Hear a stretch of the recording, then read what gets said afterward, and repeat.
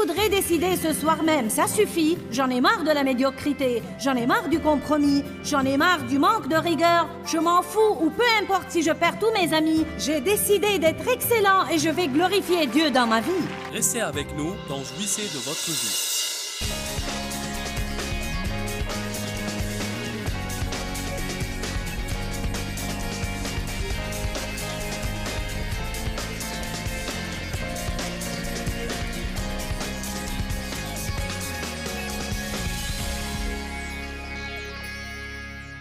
Il y avait des fois dans ma vie où je pensais qu'il n'y avait pas de mal à cancaner et à dire du mal des gens, pourvu que je les dise à Dave seul. Je vous dis franchement, je prêchais et je pensais, je raconte ça à Dave. Allez, ne restez pas là à faire les innocents. Ou bien je murmurais et je me plaignais de choses concernant l'Église. J'en étais arrivé au point où je ne parlais plus aux membres de l'Église, mais je rentrais chez moi et gna gna gna gna gna gna gna gna à Dave. Je n'arrive pas à croire ça. Gna gna gna gna. Je n'aimais pas ceci et je n'aimais pas cela. Ceci n'était pas juste, cela n'était pas juste. Vous savez, ces choses n'ont jamais résolu un problème. Êtes-vous d'accord ce soir? Toutes ces choses n'ont jamais résolu un problème.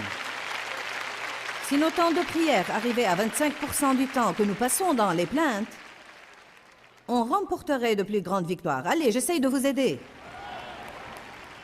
Un soir, après avoir terminé tous mes concernant le travail, le Seigneur m'a parlé et m'a dit, tu sais Joyce, ce qui importe n'est pas de qui tu parles, mais les paroles que tu répands dans l'atmosphère. Ce sont les paroles qui gâchent tout. Et il a dit, peu importe à qui tu parles, j'entends bien ce que tu dis, et je n'aime pas ça. Parce que tu parles de mes enfants.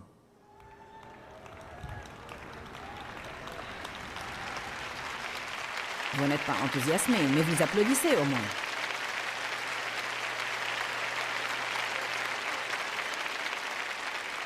Combien d'entre vous croient que nous devons nous élever plus haut en ces jours-là?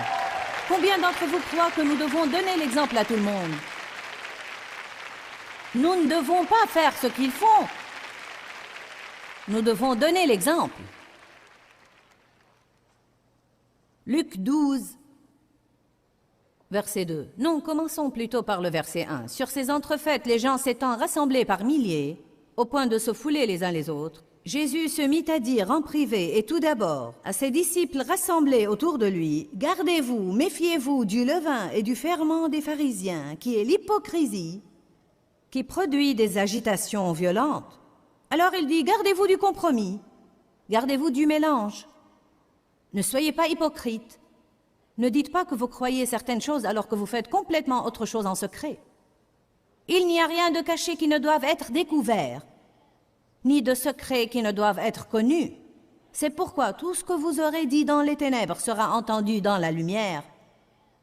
Et ce que vous aurez dit à l'oreille dans les pièces les plus retirées sera prêché sur les toits. » Wouhou! Soit nous prenons toutes les Écritures au sérieux. Vous ne pouvez pas choisir seulement les Écritures qui parlent de la prospérité et des miracles. C'est le grand problème que les gens ont aujourd'hui. Béni soit Dieu, j'ai la foi pour mon miracle.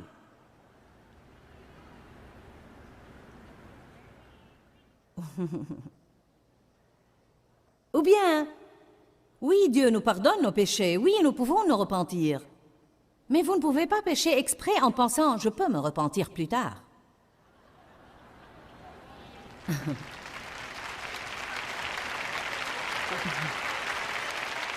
Je crois qu'il y a quelque chose qui va mal dans nos cœurs quand nous vivons comme ça. Oh, Jésus. Je répète, je crois que ce sont les petites choses. Je vais vous dire quelque chose. Je crois que tout ce que nous faisons en secret est beaucoup plus important pour Dieu que ce que nous faisons à l'Église. Parce que vous savez que nous allons tous agir décemment quand nous sortons ensemble. Et nous allons essayer d'impressionner les autres et d'impressionner nos amis spirituels. Mais ce qui importe, c'est comment je parle à mon mari, comment je traite mes enfants, comment je m'occupe de ma maison. Est-ce que j'essaye de cacher des choses quand mes amis viennent me visiter?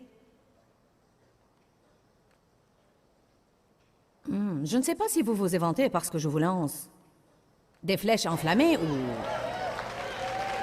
Alors je dis toujours aux gens, si vous n'avez pas besoin de ça, je vais me le prêcher à moi-même et à toutes ces merveilleuses personnes assises devant leur télé. Il y a maintenant des millions de personnes qui nous regardent partout dans le monde. Et je vous dis de nouveau que les petites choses sont très importantes. Pour cela, je vous prie et je vous supplie dans le nom de Jésus-Christ de commencer simplement à vivre selon vos consciences éclairées et d'arrêter de faire des compromis dans votre vie.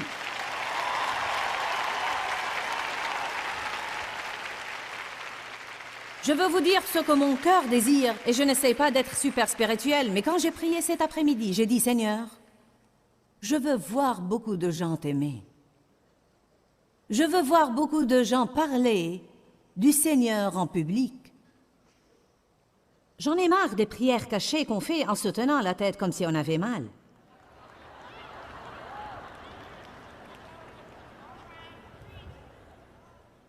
Où est le mal à prier les yeux baissés avant de manger? Vous n'avez pas à prier à haute voix pendant 10 minutes avant de manger et de vous faire passer pour des idiots. Mais nous ne devons vraiment pas prétendre non plus. Si vous allez prier avant de manger, alors faites-le quelles que soient les personnes avec qui vous êtes. Ne priez pas avant de manger quand vous êtes avec des croyants et puis vous renoncez à le faire quand vous êtes avec des collègues au travail. Je ne veux pas les embarrasser. Ça leur serait complètement égal s'ils vous embarrassaient.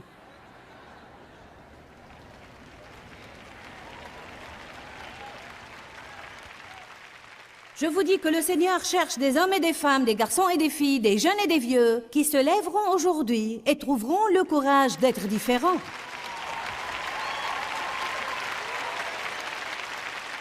Ce que l'œil n'a point vu, ce que l'oreille n'a point entendu, ce qui n'est point monté au cœur de l'homme, tout ce que Dieu a préparé et mis de côté pour ceux qui l'aiment vraiment, et lui obéissent promptement, sans se soucier de ce que les gens pensent. Nous devons surmonter cette maladie de plaire aux hommes. Je me sens horrifiée quand je me souviens des compromis que j'ai faits, même en tant que chrétienne, pour faire partie de certains groupes de personnes dans mon Église, et pour être acceptée. Surtout quand je me souviens de la façon dont ils m'ont traité et comment ils ont agi quand Dieu a touché ma vie dans les années 70 et quand je voulais vraiment marcher avec lui.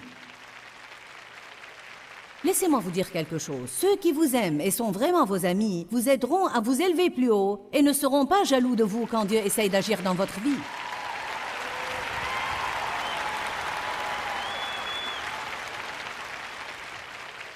Je vais vous dire de quoi je suis affamée. Je veux voir de l'excellence. Je suis affamée de voir des personnes qui marchent dans l'intégrité et des personnes qui disent la vérité. J'en ai marre des personnes qui me mentent tout le temps. Je vous ai dit qui me mentent. Les gens mentent. Ils vous regardent droit dans les yeux et vous mentent. Comment pouvez-vous faire confiance à un menteur? Nous devons dire la vérité. Je ne sais pas si vous le savez ou non, mais l'Apocalypse dit que tous les menteurs vont être jetés dans les temps ardents de feu. Bien, et la grâce? Oui, le Seigneur est miséricordieux, et il est bon, et il nous pardonne nos péchés. Mais il y a quelque chose qui va mal chez la personne qui commet des péchés exprès, tout en croyant que la grâce de Dieu va la couvrir. Nous avons un problème dans nos cœurs quand nous faisons ça. Vous savez pourquoi? Parce que 1 Jean chapitre 3, verset 9, dit que quand une personne est vraiment née de nouveau, la graine, la semence de Dieu, vient vivre en elle et elle ne peut pas habituellement et intentionnellement pratiquer le péché. Parce qu'elle a une nouvelle nature. Quand vous êtes né de nouveau, vous recevez une nouvelle nature. Non seulement vous allez à l'église et vous mettez des autocollants, mais aussi vous recevez une nouvelle nature. La nature de Dieu vient habiter à l'intérieur de vous et vous ne voudrez plus agir n'importe comment.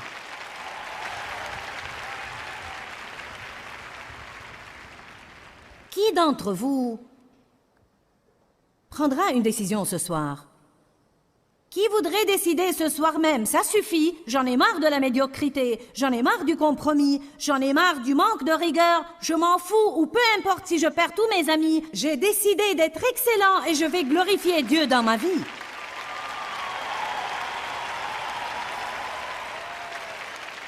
Allez, il est un Dieu merveilleux et il mérite d'avoir un peuple excellent. Mon Dieu, ce que Jésus a fait pour nous est trop merveilleux pour que nous puissions le décrire. Qu'arriverait-il au monde si la moitié des chrétiens vivaient pour la gloire de Dieu? Qu'arriverait-il si nous arrêtions simplement de dire des choses que nous ne devons pas dire et de maltraiter les gens? Qu'arriverait-il si tout chrétien, chaque fois qu'il commet une erreur, trouvait le courage de dire « Tu sais quoi, je suis désolé, j'ai mal agi, pardonne-moi. » Je n'ai pas donné le bon exemple. Et je suis vraiment désolée. Vous savez, si vous vous trouvez dans une situation embarrassante, j'ai fait ça au début. Dieu avait à me confronter et me confronter au sujet de ma bouche. Mes commérages, de dire des choses qu'il ne fallait pas que je dise, de faire courir des rumeurs et de cancaner. J'étais curieuse, je voulais me mêler de tout et le raconter à tout le monde. Je voulais être responsable des racontards. Et après, Dieu m'a confondu fermement dans ma vie. Et j'en suis finalement arrivée au point où quand je racontais des choses qu'il ne fallait pas que je raconte, je sentais comme s'il y avait une machine grinçante ici dans mon esprit. Vous savez comment le Saint-Esprit vous étrangle à l'intérieur et c'est comme « Je te dis, tais-toi ». Car vous avez dit à Dieu que vous vouliez que sa volonté soit faite dans votre vie. Alors, si vous avez invité le châtiment de Dieu et si vous avez invité la condamnation du Saint-Esprit, alors mettez votre ceinture et préparez-vous parce qu'il veut retrouver une église sans tache ni ride. Est-ce que quelqu'un oserait prendre cette décision ce soir? Est-ce que quelqu'un oserait être comme Daniel? Daniel avait pris un engagement alimentaire avec Dieu. Il avait fait à Dieu des promesses concernant son appétit. Et quand il est rentré au service du roi et on lui a dit « Tu vas manger ces aliments », il n'a pas dit « Ah, je n'y peux rien, je vais en subir les conséquences si je ne fais pas ce qu'ils veulent. » Alors il a pris un risque et a demandé la permission de manger seulement ces végétaux et les aliments qu'il s'était engagé à manger. Et il a dit « Je vais vous prouver que mon Dieu va me garder plus sain que tous les autres. » Ne croyez-vous pas qu'il y avait certainement des personnes qui parlaient de lui « Oh, Daniel veut toujours faire le saint. » Daniel s'était engagé auprès de Dieu de prier 3 fois par jour en gardant les fenêtres ouvertes. Un édit royal a été publié portant que quiconque priera à quelque dieu excepté au roi sera jeté dans la fosse aux lions. Et la Bible dit que Daniel est rentré dans sa chambre comme il le faisait auparavant. Il a ouvert les fenêtres comme il avait l'habitude de faire, puis il s'est mis à genoux et il a prié. Il n'a même pas gardé les fenêtres fermées pour qu'on ne l'entende pas. Il les a ouvertes. Et il a dit, je fais une promesse à Dieu, jetez-moi là où vous voulez, mais je vais rester fidèle à Dieu. Il a été jeté dans la fosse aux lions. Et nous connaissons tous l'histoire. Il y avait quelqu'un d'autre avec lui. Amen. Shadrach, Meshach et Abednego ont été jetés dans la fournaise ardente, mais il y avait un 4e homme avec eux dans la fournaise, et à leur sortie, l'odeur du feu ne les avait pas atteints.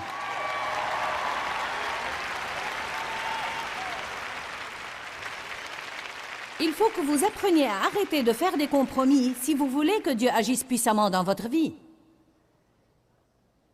Dieu m'a confronté plusieurs fois, de telle sorte que j'en suis arrivée au point où je m'arrêtais au milieu des phrases, tellement je me sentais confondue à l'intérieur de moi-même et je disais « Excusez-moi, mais je ne suis pas censée parler de ça. Dieu me confond et je dois me taire. » Désolée. En fait, c'était embarrassant. Mais j'avais promis à Dieu que dès qu'il me confond, même si c'était une chose qui allait vraiment m'embarrasser, de ne pas permettre à ma chair de dominer. Faites cela quelquefois, et vous prendrez le dessus sur votre chair. Amen. Il y a plein de personnages dans la Bible dont Dieu a enregistré les erreurs pour notre bien et pour nous instruire. Je veux que vous preniez Genèse 4, verset 1. Adam connut Ève, sa femme. Elle conçut et enfanta Caïn, et elle dit, « J'ai formé un homme avec l'aide de l'Éternel. » Plus tard, elle enfanta encore son frère Abel. Abel fut berger, tandis que Caïn fut laboureur. Au bout de quelque temps, Caïn fit à l'Éternel une offrande des fruits de la terre. Et Abel, de son côté, en fit une des premiers-nés de son troupeau et de leur graisse. L'Éternel porta un regard favorable sur Abel et sur son offrande, mais il ne porta pas un regard favorable sur Caïn et sur son offrande. Alors Caïn fut extrêmement irrité, et son visage fut abattu.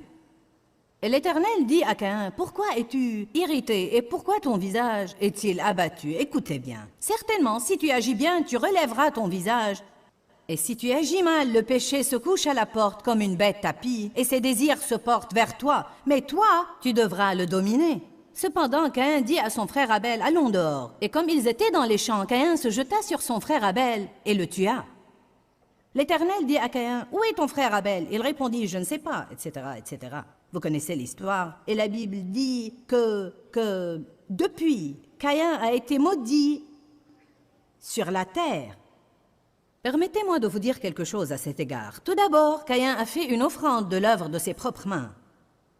Il a présenté sa dignité au Seigneur et Dieu a refusé que sa dignité dépende de ses propres œuvres, comme il le fait toujours quand nous lui offrons nos propres œuvres.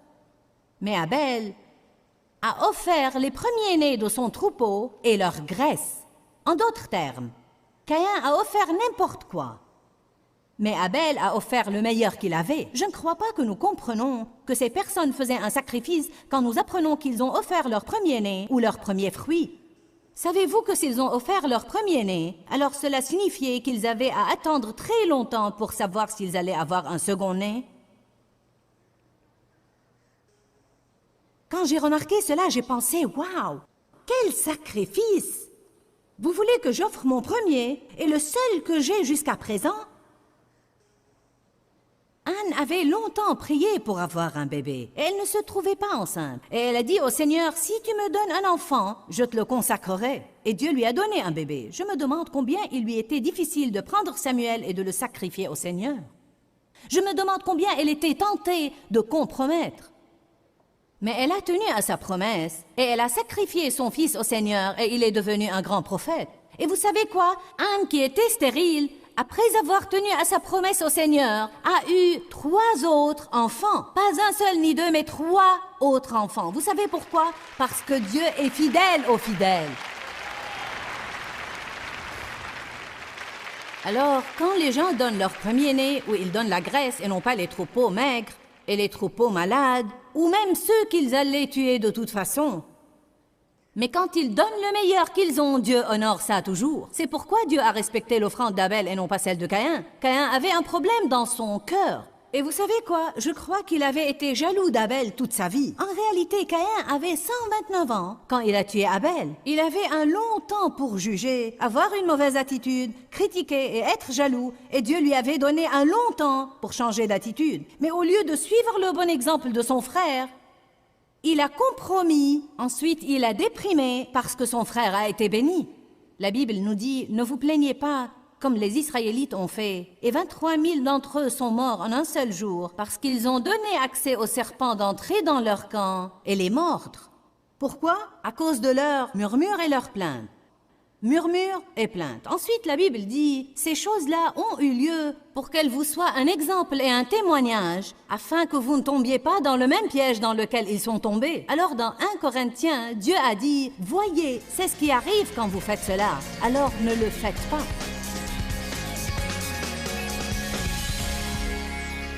Je crois qu'une des choses dont chacun d'entre nous doit se rappeler tous les jours de notre vie est que nous ne devons pas compromettre et que nous devons faire attention aux petites choses dans notre vie. Je crois vraiment que la façon dont la personne voit les petites choses en dit long sur son caractère. Si nous croyons que nous pouvons ignorer les petites choses sans en subir les conséquences, alors je crois que ça montre que nous ne sommes pas diligents. Je veux vous encourager aujourd'hui à faire attention aux petites choses, aux attitudes qui sont fausses, aux pensées qui sont peut-être fausses, aux choses que vous dites aux gens et qui pourraient blesser leurs sentiments, même les petits amertumes et ressentiments qui pénètrent dans nos cœurs et nous pensons « ce n'est pas grave, cette personne a vraiment blessé mes sentiments et elle me maltraite alors, j'ai le droit de me mettre en colère contre elle ». Je vais vous dire quelque chose, plus nous cherchons à vivre dans la sainteté et plus nous sommes prêts à faire tout pour faire plaisir au Seigneur, plus nous serons heureux plus nous aurons la paix et plus le Seigneur pourra nous bénir dans notre vie. Quand, Seigneur, quand? Dans ce livret, Joyce Meyer vous apprend à faire confiance au temps de Dieu. Pour obtenir ce livret gratuitement, écrivez-nous à Joyce Meyer, boîte postale 40095-6300 Larnaca, Chypre. Ou bien visitez notre site web www.joycemeyer.org/fr.